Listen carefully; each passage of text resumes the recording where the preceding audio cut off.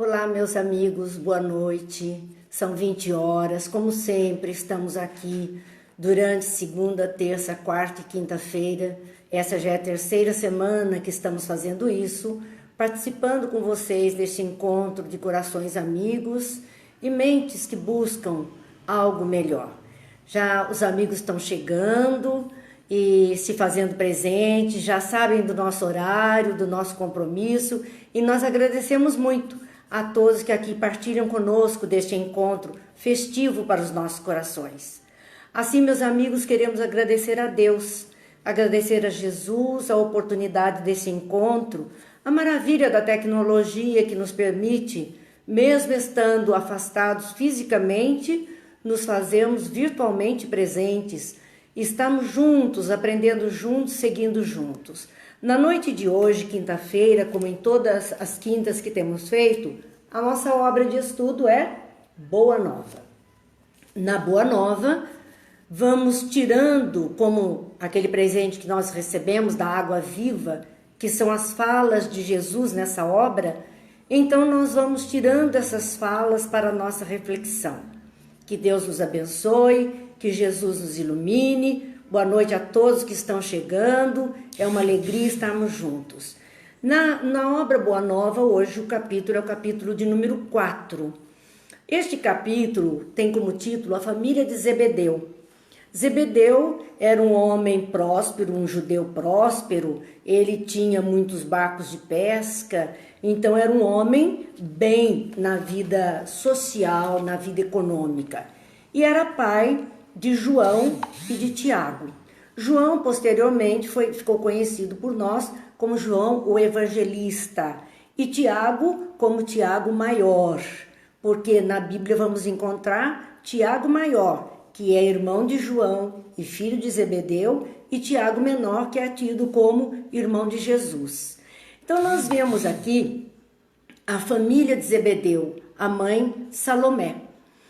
Esses dois jovens ainda são muito jovenzinhos quando estão próximos aos barcos de pesca, e Jesus deles se aproxima dizendo: Filhos de Zebedeu, desejais participar das alegrias da Boa Nova?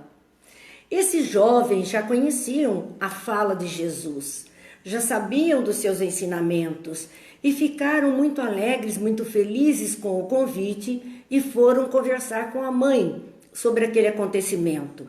Estavam sendo convidados para construir um reino. E então aquela mãe, como toda mãe é muito natural desejar o melhor para os seus filhos, ela ficou muito feliz da possibilidade de ter os dois filhos contribuindo para a edificação de um reino, achando que eles iriam mesmo ocupar um cargo elevado neste reino. Jesus, então, os convida naquele instante. E esta fala de Jesus parece que é para todos nós, porque nós vemos dois jovens, bem economicamente falando, de família estruturada, então são jovens que têm todas as condições materiais para viver bem, e Jesus faz este convite a eles usando estas palavras: desejais participar das alegrias da Boa Nova? Jesus não impunha o seu jeito de ser e o a que veio a ninguém.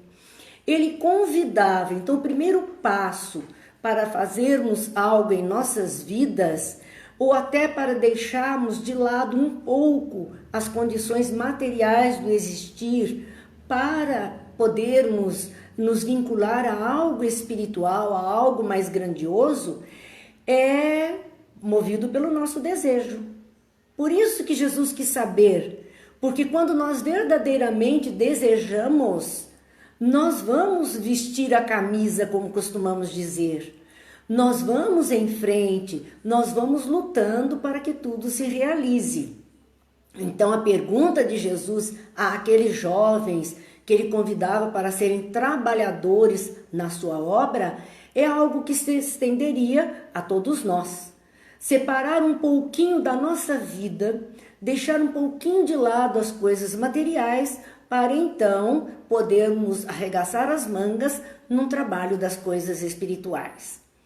Às vezes, esse convite deve ter chegado até nós 1 milhão de vezes.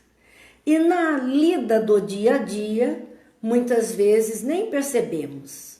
Com esta reclusão a que estamos agora obrigados, né, todos nós, por conta de questões materiais, questões de saúde pública, nós estamos sendo obrigados, sim, a deixar um pouquinho de lado as coisas materiais e, quem sabe, abrir um espaço em nossa vida, aceitar esse convite de Jesus em criar esse reino dos céus na terra, um reino dos céus que começa em cada um de nós, no íntimo de nossas almas, em nossos corações e em nossos pensamentos. Há de servir para alguma coisa essas dificuldades momentâneas que estamos vivendo, e alguma coisa melhor, de amadurecimento e de crescimento para todos nós. Salomé, empolgada com a ideia, porque ainda a visão dela era a visão material dos filhos estarem no reino muito bem, ela procura Jesus para falar da sua intenção e do seu agradecimento pelo convite que ele fez aos seus filhos. E diz simplesmente a Jesus assim: Senhor, eu desejaria que os meus filhos, um se sentasse à sua direita e o outro à sua esquerda. Vejam que ela ansiava, como as mães costumam fazer, o melhor lugar para os seus filhos. Estar à direita ou à esquerda de Jesus significava estar num lugar de destaque, nesse reino onde ele era o rei. Seriam seus assessores diretos, talvez. E é isso mesmo que nós ansiamos muitas vezes para os nossos. Só que Jesus faz uma ressalva, ele faz uma pergunta a ela, dizendo: antes de tudo, é preciso saber se eles quererão beber do meu cálice. Então, em cima nós estamos vendo uma intercessão de mãe pelo melhor para os seus filhos, materialmente falando. E Jesus dizendo que, ao abraçarmos algumas condições, há dificuldades a vencer. As coisas não são tão simples assim. E por isso ele questiona, antes de tudo, antes de qualquer comprometimento, antes de qualquer aceitação, antes de qualquer participação, é preciso saber se eles aguentarão beber, quererão beber. Quererão é a expressão que Jesus usa. Quererão beber do meu cálice. E é interessante a gente ver isso. Mais uma vez, ele ouvia a mãe, mas ele queria saber dos interessados. Se eles verdadeiramente desejariam beber do seu cálice. E também é interessante observarmos que ele não fala beber no meu cálice. O cálice dele é um cálice particular. Mas o conteúdo do cálice que ele tinha, esse conteúdo poderia ser também disponibilizado aos outros. Então eles quererão beber do meu cálice, daquilo que eu vou me abastecer? Desejarão eles as mesmas coisas? Era o questionamento de Jesus para aqueles jovens. Então ele estava preocupado se eles tinham verdadeiramente a vontade de querer. Porque a vontade de querer faz com que a gente vença obstáculos. É a vontade de querer neste momento que está movendo milhares de mentes para buscar soluções, vacinas, remédios, instrumentos mais precisos, mais rápidos de serem fabricados. É essa vontade de querer, mesmo diante de um cálice de amargura, mesmo diante de um cálice de dificuldade, mas estão ali querendo, ansiando por sorver dos mesmos conhecimentos e das mesmas dificuldades que hão de ampliar as capacidades intelectivas de cada um. Jesus, ela naquele instante, ela fica preocupada e resolve voltar para casa. Ainda não teve a resposta que desejava de Jesus.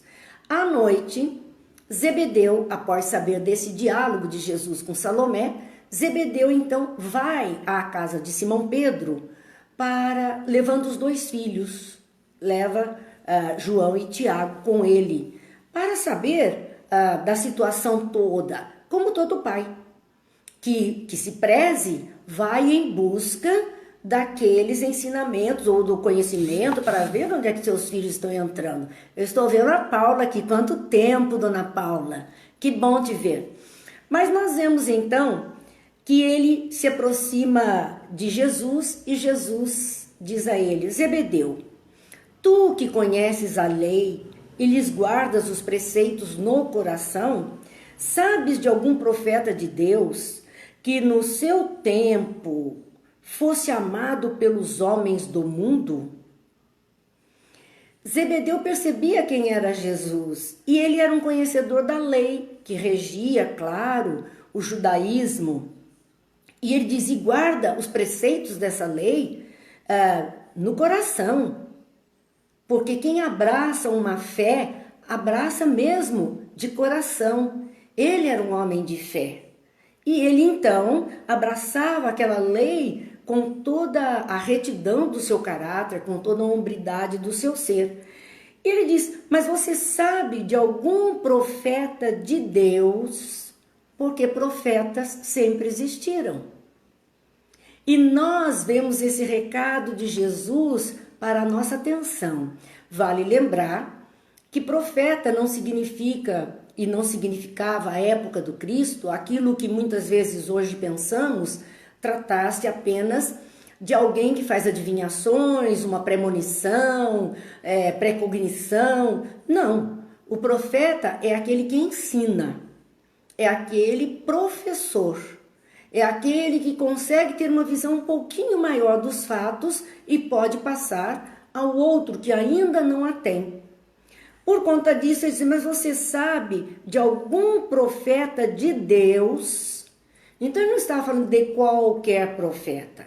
Ele estava falando daquele que poderia trazer ensinamentos divinos às criaturas, aqueles mais iluminados. E ele diz: mas você conhece algum deles que no seu tempo, quer dizer, na sua existência, e aí se nós formos à Bíblia, tantos profetas que antecederam a Jesus, profetas que trouxeram verdades.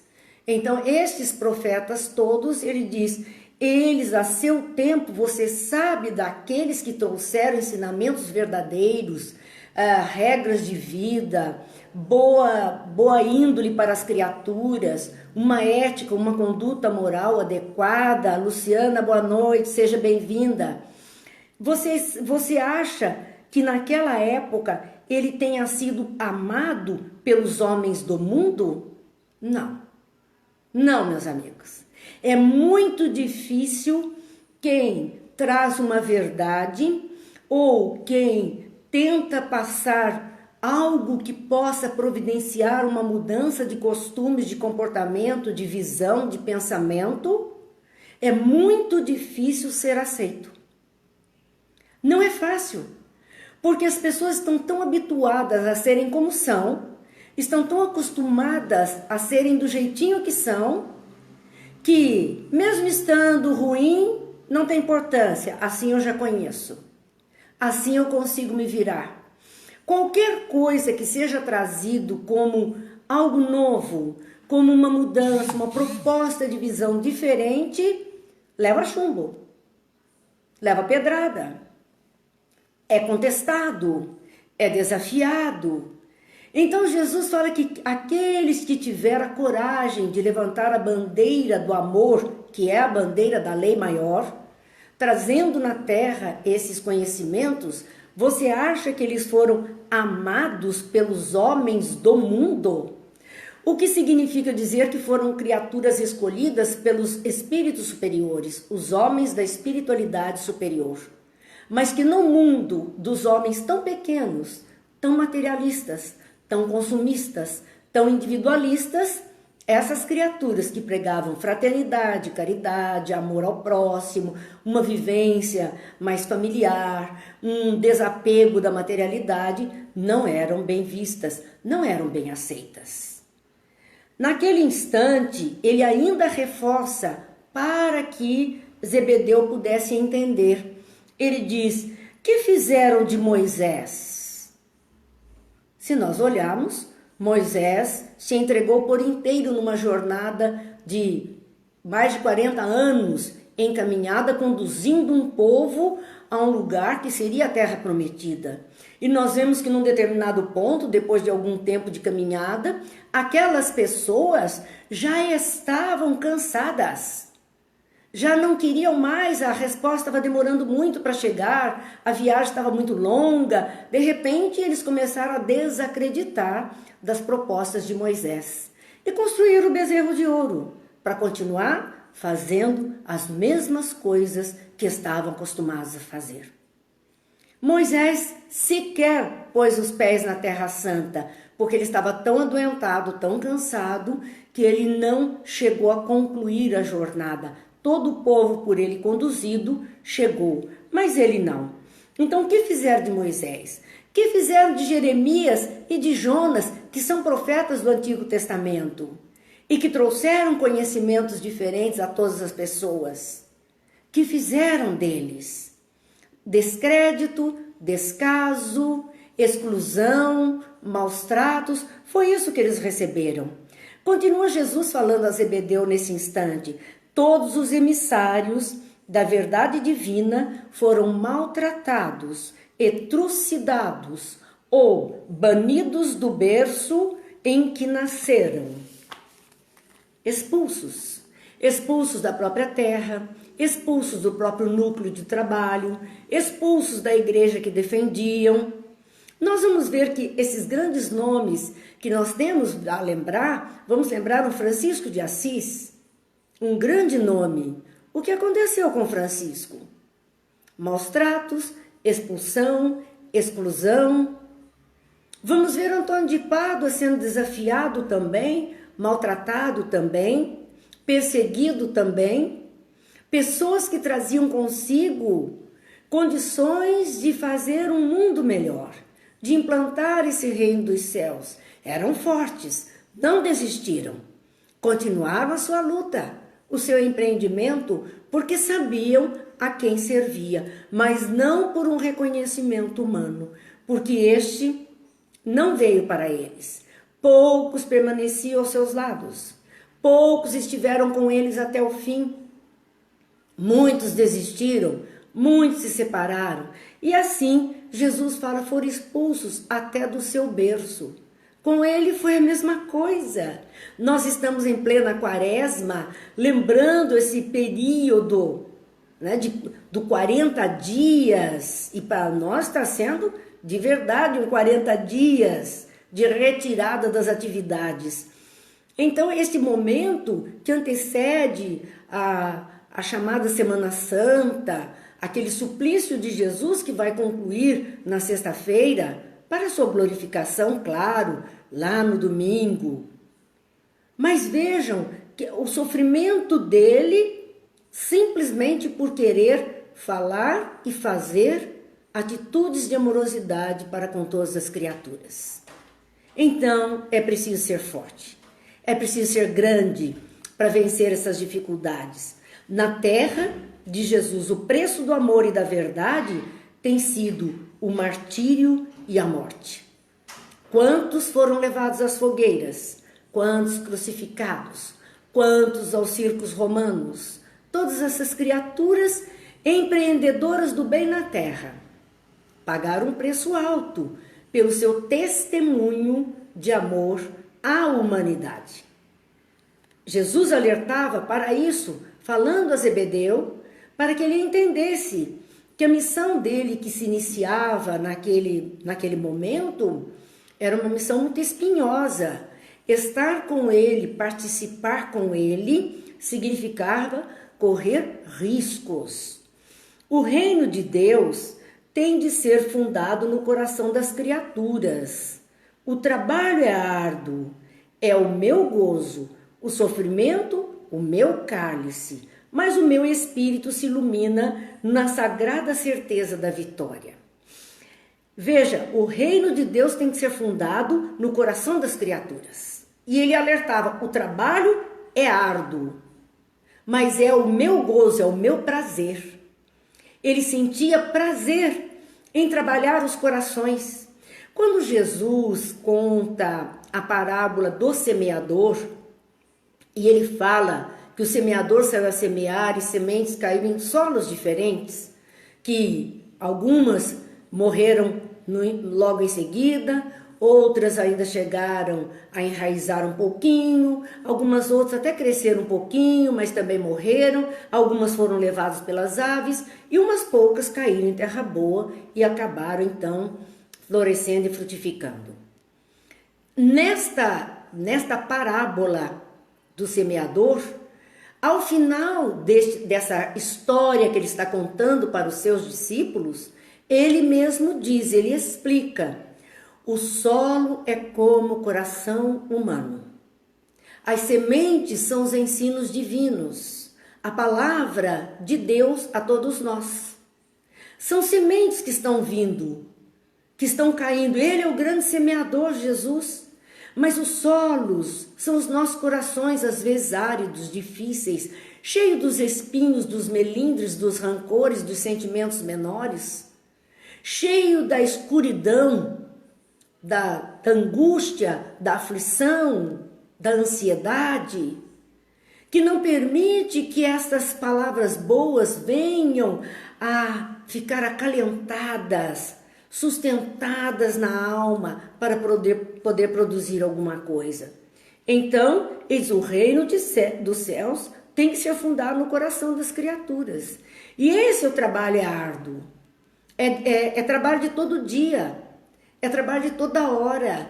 É um trabalho daquele que abraça as verdades ensinadas por Jesus em passar diariamente, em mostrar diariamente, em agir diariamente de conformidade, para que os outros possam ir assimilando gradativamente tudo que está chegando até eles. O sofrimento é o meu cálice. Então ele dizia que a dor que ele passaria, as dificuldades para implantar pensamentos novos, amaciar corações, trazia a ele sim a dor, e esse era o cálice particular. Então quando ele diz, será que eles são capazes de beber do meu cálice? Eles também são capazes de, em nome do amor, passar por sofrimentos físicos, morais e espirituais? Havia uma seleção de almas predispostas a esse trabalho. Mas o meu espírito se ilumina na sagrada certeza da vitória. Ele sabia o que estava fazendo. Ele sabia como isto iria render no futuro. E hoje, quando muitas criaturas estão envolvidas nas propostas do bem, é porque elas estão enxergando um pouquinho adiante.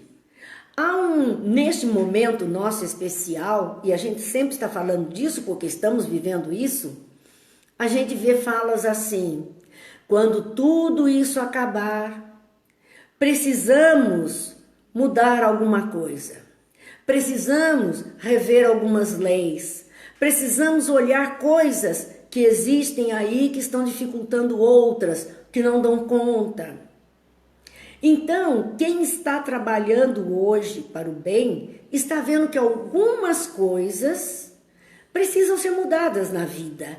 E se ele está envolvido em fazer o bem, é porque tem a certeza que vai passar e que será possível, sim, fazer as mudanças necessárias para isso que nós espíritas chamamos de um mundo de regeneração. Deixando as provas e expiações, as dores que afligem a alma, para passarmos então a um mundo de regeneração. De pessoas que já estão dispostas. Não são pessoas boas, não, mas são aquelas que tiverem o que Jesus perguntou para aqueles jovens: vocês quererão passar por isso? Vocês têm vontade de querer? Então aquele que tiver a vontade de querer, de fazer o bem, com certeza estará habilitado, estará já guindado a participar de um mundo de regeneração. Por isso, ele tinha a certeza da vitória. Por que Jesus tinha essa certeza? Porque, como filho de Deus e sabendo da onipotência de Deus, sabendo que nada da criação divina é ruim, é maldosa, é para trazer infelicidade, que a proposta divina para os seus filhos é a luz, é a grandeza do ser, então ele não tinha dúvidas, ele sabia, ele tinha consciência plena de tudo isso. Dizia mais nesse relato, então, mas o meu espírito se ilumina na sagrada certeza da vitória. Então, o vosso reino é o da paz, da resignação que os crentes de Elias esperavam, diz Zebedeu a ele. Havia já um conhecimento de que chegaria um reino de paz e de resignação. Mas a resignação só vem a nós quando nós temos compreensão dos fatos. Quando nós encontramos, sim, respostas para as nossas perguntas. Aí acalmamos, aí conseguimos passar pela dificuldade daquele momento com confiança, com fé, resignados à situação momentânea, sabendo que ela não é a situação final. Quando nós temos esta fé que nos alimenta, a consciência desperta, o olhar atento e estamos comprometidos em fazer o melhor, com certeza, nós passamos as dificuldades com menos dificuldade. Passamos as aflições com pouco menos de aflições. Elas estão fazendo parte do nosso momento porque a humanidade ainda é uma humanidade muito egoísta e muito embrutecida, muito individualista.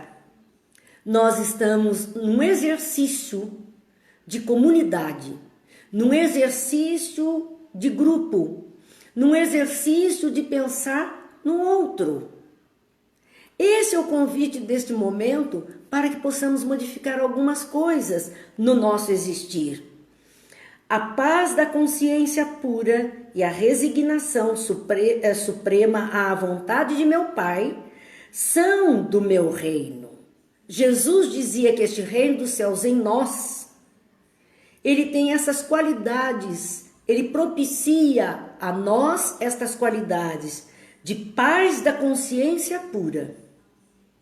Então a nossa consciência tranquila de estarmos fazendo o melhor, de estarmos contribuindo de todas as formas, de estarmos vibrando pelo melhor, de querermos sim este mundo melhor para todas as criaturas e de acordo com a possibilidade estamos nos envolvendo nisso, providenciando em torno de nós uma situação de mais equilíbrio, de mais harmonia, quando nós vemos tantas criaturas que estão desesperadas, desesperançadas, angustiadas, aflitas.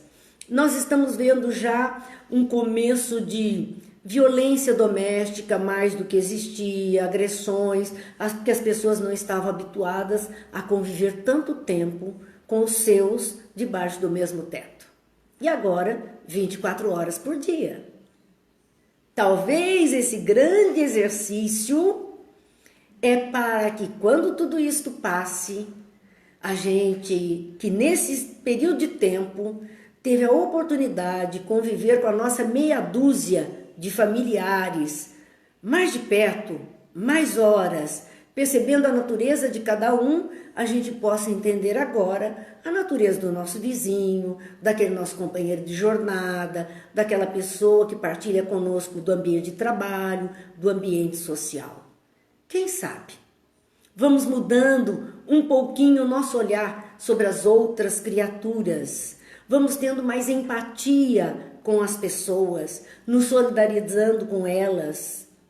Quem sabe estaremos fazendo melhor. Então, Jesus dizia que o seu reino em nós traz paz de consciência pura e resignação suprema à vontade do Pai. Mas os homens costumam falar de uma paz que é ociosidade de espírito. Sempre se falou isso. É fim de semana, eu quero ficar em paz. Quando todos estavam no trabalho. Chegava sexta-feira, sextou. Eu quero agora ficar em paz no fim de semana. O que significava mais exatamente dizer esse ficar em paz? Assistir filme todo o tempo, ficar no sofá, tomar um chá de sofá todo fim de semana, comer muito, inventar coisa, dormir além do necessário. Era essa a nossa paz. Era uma paz de inércia. Quantas pessoas diziam, quando eu me aposentar, não quero mais nada, quero uma rede, quero descansar. Deus me livre. Nós estamos vendo o que é agora ter que ficar descansando. Pessoas dizendo, eu não aguento mais dormir, eu não aguento mais ver televisão, eu não aguento mais ficar sentado no sofá. Era essa ociosidade que Jesus dizia isso, era o sinônimo de paz para muitas criaturas. E paz não significa isso. Significa estarmos na atividade, na luta, no dia a dia, no trabalho, mas com consciência tranquila, coração tranquilo, fazendo o que precisamos fazer, cumprindo com as nossas obrigações com a tranquilidade. Então, para muitos, paz era ociosidade de espírito. Não só ociosidade do corpo, mas ociosidade de espírito. Eu não preciso mais pensar, eu não preciso mais aprender nada. Eu observo quando pessoas dizem assim, não, na minha idade, para quê? Eu não quero aprender mais nada. Gente, enquanto estamos aqui encarnados, tem tanta coisa para aprender. Neste período de reclusão em que estamos, quantas pessoas foram para a internet buscar receitas de alimentos, receitas de trabalhos manuais, aprender alguma atividade, desenvolver alguma coisa, escrever, quem sabe, um poema, criar uma música, não importa. Estamos aprendendo, vamos nos descobrindo. E se estamos aqui ainda, é porque a nossa tarefa não se encerrou. É porque ainda temos o que aprender, ainda temos o que contribuir, ainda temos coisas para realizar. Por isso, Jesus dizia que os homens costumam falar de uma paz que é a ociosidade de espírito e de uma resignação que é vício do sentimento. A pessoa às vezes assim, eu aceito, mas não concordo. Mas fazer o quê? Eu aceito. Isso não é a resignação. Resignar-se é ter o entendimento e então essa concordância com a razão funcionando, e a aceitação vem do coração quando entende as razões das coisas. Por isso Jesus disse que não é apenas um hábito. Eu sou uma pessoa resignada, eu sou uma pessoa tão tranquila, mas se pisar no meu pé, olha, cuidado. Quer dizer, não somos.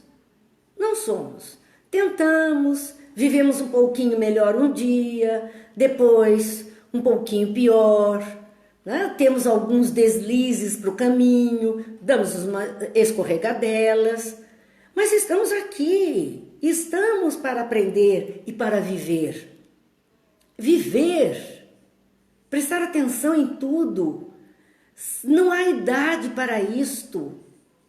Desde que estejamos lúcidos, capazes, cientes, somos sim, como disse Belle, eternos aprendizes, graças a Deus. A obra de educação do Espírito não está concluída em nós. Somos alunos do universo, seres imortais e alunos do universo. Graças a Deus, tanta coisa para a gente saber.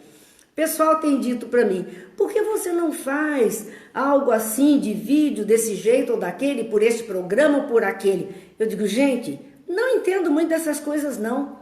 Eu muito mal sei falar. Aí posso fazer do jeito que tenho feito, mas não entendo muito. Aí uma amiga disse assim, eu posso ajudar você.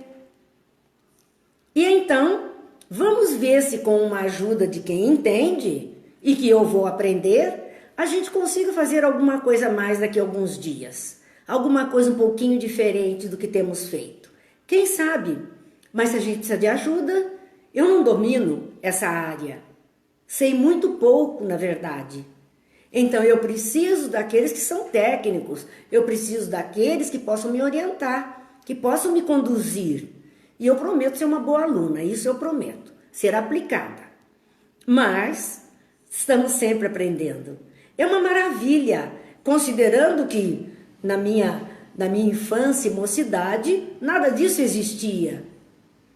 Para nós, é sempre uma novidade, é sempre um aprendizado. A criançada de agora sabe tudo, mas nós não. Nós estamos verdadeiramente aprendendo uma série de coisas que nem sonhávamos lá no passado que haveríamos de ter essa condição. Então, voltando à nossa fala de Jesus e para mostrar que este trabalho a ser feito é um trabalho de aprendizado do Espírito, Silvinha aqui dizendo assim, oba, vai esperando, Silvinha, novidades pela frente, se Deus quiser, se Deus nos ajudar e essa amiga me socorrer. Aí nós conseguimos fazer alguma coisa melhor. Agora é tudo muito singelo, é tudo muito simples, porque é o que sabemos e conseguimos fazer. Mas Jesus chama uma atenção aqui nesse instante, quando ele diz, trago comigo as armas para que o homem combata os inimigos que lhe subjugam o coração. Jesus não veio de mãos vazias. Um espírito grandioso que veio trazendo consigo armas, o capacete da esperança, como Paulo fala em uma de suas epístolas. O capacete da esperança, capacete para quem vai para a guerra, é proteção para a própria cabeça. E nós temos que vestir a esperança em nossas consciências. Jesus está trazendo armas para que o homem combata os inimigos que lhe subjugam o coração. O nosso coração, às vezes, se fecha, se apequena. O nosso coração chega a doer por sentimentos que nos afligem, que nos dificultam. Jesus está trazendo armas para a gente combater os inimigos que fazem isso conosco, que são a dor, a tristeza, a mágoa, o rancor, a ausência do perdão. Tudo isso machuca o nosso coração. E ele está trazendo armas para que a gente se livre disso. E não descansarei enquanto não tocarmos o porto da vitória. Que maravilha! Porto da vitória. Porto é onde a nau vai ancorar. Será o nosso porto seguro, depois do alto mar, das turbulências, das tempestades, depois dos raios e trovoadas, das tsunamis da vida. Jesus está dizendo que haverá um porto e ele não descansará enquanto não nos colocar em segurança diante desses mesmos movimentos, diante dessas mesmas situações. Eis porque, diz ele, o meu cálice agora tem que transbordar de fel, que são os esforços ingentes que a obra reclama. Havia o amargor daquele momento. O cálice dele ia transbordar das coisas mais doídas. A Valéria está dizendo, a avó sempre dizia que precisava acontecer uma coisa muito ruim para acontecer uma melhor ainda. É verdade. E ela sempre dizia, depois da tempestade vem a bonança. E é isso que Jesus está dizendo. Que depois do mar alto e da dificuldade, ele nos coloca em segurança, aportados. Estaremos tranquilos com o passar, mas naquele momento os esforços são ingentes para que a obra reclama de todos nós. Agora, nós estamos vivendo um momento de esforços ingentes, esforços imensos para não deixarmos a nossa vibração cair, para que nós possamos sim oferecer uma vibração melhor, algo mais positivo, mais esperançoso, mais feliz, mais consciente. Sim, há um trabalho, há uma dificuldade, estamos vivendo isso, não somos alienados a isso, Porém, vamos fazer o que nos compete e vamos ter a consciência tranquila. Vai passar. Queremos deixar então hoje, como encerramento da nossa fala, que já extrapolamos o nosso tempo, é sempre assim, me perdoem, a gente se empolga, a gente gosta de estudar e é por isso que a gente acaba extrapolando. Mas queremos deixar como nossa prece final, é um poema com o título Prece, de José Silvério Horta, que está no livro A Luz da Oração, numa psicografia de Francisco Cândido Xavier. E diz assim: Louvado seja, Senhor, na glória do lar celeste, pelos bens que nos trouxeste no Evangelho Redentor, na tarefa renovada que o teu olhar nos consente, de espírito reverente, chamamos por teu amor. Pobres cegos que fugimos da luz que nos elevas, nossa oração rompe as trevas, escuta-nos, Mestre, e vem. Retifica-nos o passo para a estrada corrida, sustenta-nos a vida na força do eterno bem. Dá-nos, Jesus, tua bênção, que nos consola e levanta, que a tua doutrina santa vibre pura e viva em nós. Faze, Senhor, que nós todos, na caminhada incessante, possamos ouvir-te a voz. Ampara-nos a esperança, socorre-nos a pobreza, liberta a nossa alma presa do erro e da imperfeição. Mestre excelso da verdade, hoje e sempre em toda parte, ensina-nos a guardar-te no templo do coração.